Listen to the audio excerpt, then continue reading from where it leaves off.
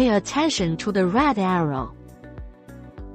After receiving the container, hook from two positions of the red arrow.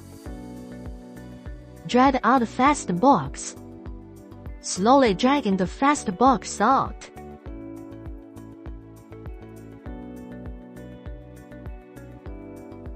Hang the hooks in the 4 grooves at the bottom of the FASTBOX.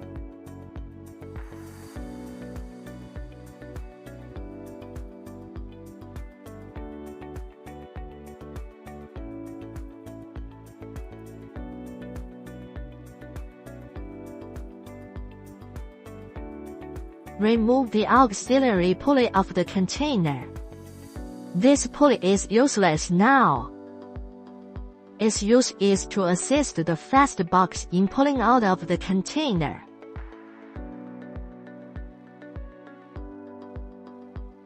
Final flat ground. You can also choose your own backyard. Roughly flat is also okay.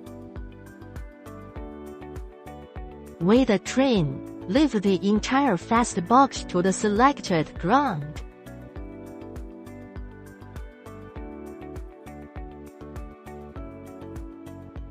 This is installation tutorial from unpacking to landing.